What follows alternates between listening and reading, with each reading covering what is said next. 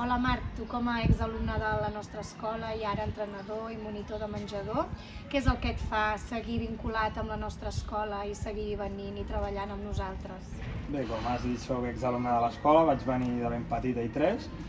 que va ser la meva tutora, i fins a segon de batxillerat he estat aquí a l'escola, és a dir, he passat per totes les etapes escolars d'aquí, i des del primer dia que vaig trepitjar l'escola i des que he tingut ús de la raó,